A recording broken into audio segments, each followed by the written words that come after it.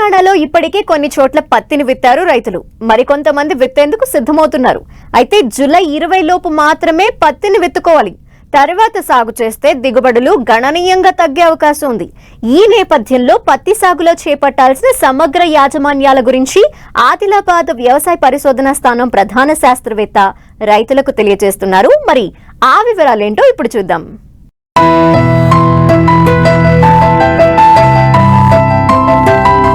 ఈ ఏడాది ఋతుపవనాలు సమయానికే ప్రవేశించాయి. ఇప్పటికే చాలా మంది రైతులు పత్తిని విత్తారు.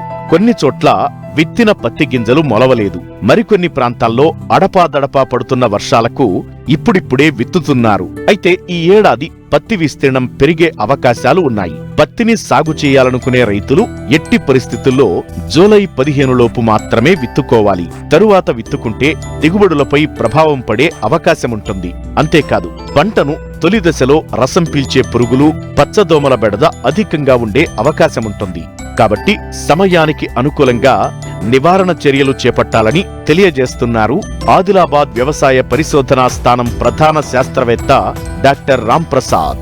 ఈ సంవత్సరం ఏంటంటే మనకి జూన్ మాసంలో అధిక వర్షాలు కురవడం వల్ల దాదాపు చాలా చోట్ల పత్తిని విత్తుకోవడం జరిగింది. అయితే మనకు పత్తి విత్తు కాలం చూసుకున్నట్టయితే జూన్ 15 నుండి జూలై 15 వరకు కూడా మనము పత్తిని విత్తుకోవచ్చు. అయితే జూలై 15 తర్వాత విత్తుకున్నట్టయితే మనకి దిగుబడులు తగ్గే అవకాశం ఉంది. కాబట్టి మ్యాక్సిమము జూలై 15 లోపల మనం విత్తుకున్నట్టయితే పత్తిలో ఎటువంటి ఇబ్బంది లేకుండా మంచి దిగుబడులు పొందడానికి అవకాశం ఉంటుంది. అయితే ఎక్కడైతే ఈ పత్తి విత్తుకున్న తర్వాత కొన్ని చోట్ల ఏంటంటే మనకి ఈ రసం పీల్చే పురుగులు కూడా అక్కడక్కడ ఇప్పుడిప్పుడే ఉధృతి అనేది కనబడుతున్నది. మనము పురుగును చూసిన వెంటనే 1-2 పురుగు కనబడిన వెంటనే మందులు పిచికారి చేసుకోకుండా కొంచెం మనకేంటంటే స్టార్టింగ్లో వేప కషాయము అంటే 5% వేప కషాయం కానీ వేప నూనె లాంటిది అంటే 1500 ppm వేప నూనెను 5 ml లీటర్ నీటికి మనము పిచికారి చేసుకున్నట్టయితే తొలి దశలో ఎటువంటి ఇబ్బంది లేకుండా అటు రసం పీల్చే పురుగులను నియంత్రించుకుంటూ ఇటు మిత్ర పురుగుల సంతతిని కూడా మనము అభివృద్ధి చేసుకునే అవకాశం ఉంది. కాబట్టి ఈ వేప లాంటి సేఫ్ మందులు మనం పిచికారి చేసుకున్నట్టయితే ఎటువంటి ఇబ్బంది లేకుండా ఉండే అవకాశం ఉంది. తర్వాత ఏంటంటే మీ అందరికీ తెలుసు, మనం కాండానికి మందుపూత పద్ధతిని కూడా చెప్పడం జరుగుతున్నది. ఈ కాండానికి మందుపూత పద్ధతి కూడా మనం చాలా సునాయాసంగా పెట్టుకోవచ్చు. ఈ మందుపూత పద్ధతిని 30 రోజులప్పుడు, 45 రోజులప్పుడు, 60 రోజులప్పుడు 3 సార్లు మనము కాండానికి పైన ఉన్న లేత ఆకుపచ్చ భాగంలో మందుపూత పూసుకున్నట్టయితే దీనికి గాను ఈ మోనోక్రోటోఫాస్ ఒక భాగం అయితే 4 భాగాల నీళ్లు అంటే 1:4 నిష్పత్తిలో అది 30 అప్పుడు 45 రోజులప్పుడు చేసుకోవచ్చు. తర్వాత ఏంటంటే 60 రోజులప్పుడు మనకు ఆ టైంలో కొంచెం విపరీతంగా పచ్చదోమ ఉండే అవకాశం ఉంది. కాబట్టి ఒక మూత ఫ్లోనికామిడ్ అయితే 20 భాగాలు అంటే 1:20 రేషియోలో మనము నీటిని కలుపుకొని ఈ మందు పూతను చేసుకున్నట్టయితే దాదాపుగా మనకు 60-70 రోజుల వరకు కూడా ఎటువంటి ఇబ్బంది లేకుండా ఈ పత్తిలో తొలి దశలో ఆశించే రసం పీల్చే పురుగులను మనము సమర్థవంతంగా నియంత్రించుకోవచ్చు.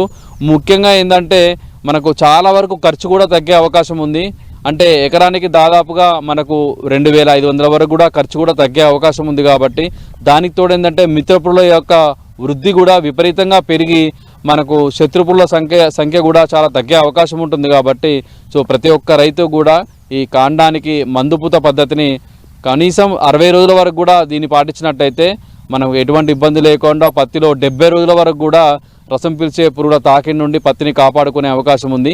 99% మంది రైతులు బీటీ రకాలనే సాగు చేస్తున్నారు. కంపెనీలు కూడా విత్తన శుద్ధి చేసిన విత్తనాన్నే రైతులకు అందిస్తున్నాయి. అయితే పత్తి విత్తిన తరువాత కలుపు నివారణ పట్ల రైతులు తగిన జాగ్రత్తలు తీసుకోవాలి. అంతేకాదు, పత్తి పంటలో తొలి దశలో ఆశించే రసం పీల్చే పురుగులు కనిపిస్తాయి. కానీ గులాబీ రంగు పురుగు కనిపించదు. పంట నష్టం జరిగే వరకు తెలియదు. ఇటువంటి పరిస్థితుల్లో ఈ పురుగుపై ప్రతి రైతు నిఘా ఉంచి ఉధృతిని బట్టి నివారణ చర్యలు చేపట్టాలి.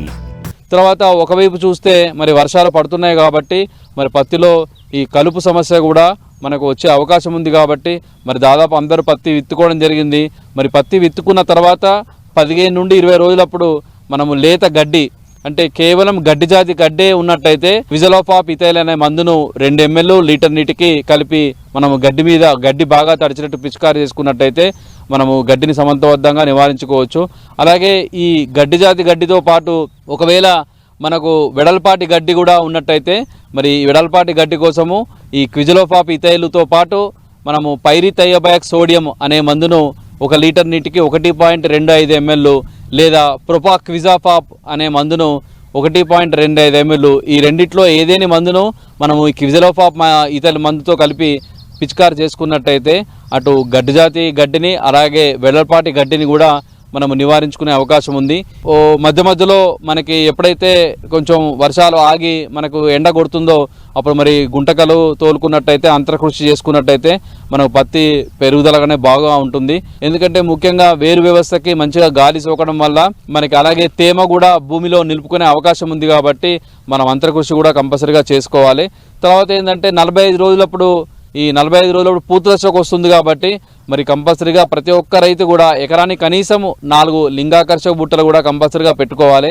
ఈ లింగాకర్షక బుట్టలు పెట్టుకున్నట్టయితే ముఖ్యంగా గులాబీ రంగు కాయతొలుచు పురుగు యొక్క రెక్కల పురుగులు అనేవి 45 రోజులప్పటికీ మనకి మొగ్గను గమనించి వెంటనే పురుగు అనేది గుడ్లు పెడుతుంది కాబట్టి మరి ఆ దశలో మనము లింగాకర్షక బుట్టలు పెట్టుకున్నట్టయితే మనకి ఈ రెక్కల పురుగులు లింగాకర్షక బుట్టల్లో పడతాయి కాబట్టి సో పడిన వెంటనే దాన్ని బట్టి మనము రోజుకి ఒక 6 నుండి 7 పడుతున్నట్టు గమనించిన వెంటనే తొలి దశలోనే మనం చూసినట్టయితే వెంటనే వేప కషాయం కానీ వేప నూనె కానీ లేకపోతే ప్రొఫెనోఫాస్ లాంటి మందులు, ప్రొఫెనోఫాస్ అయితే 2 ml లీటర్ నీటికి లేదా థయోడికార్బ్ అనే మందును 1.5 గ్రాములు లీటర్ నీటికి వీటిని మనం పిచికారి చేసుకున్నట్టయితే మనకి గుడ్డి పూలు కూడా లేకుండా ఉండే అవకాశం ఉంది.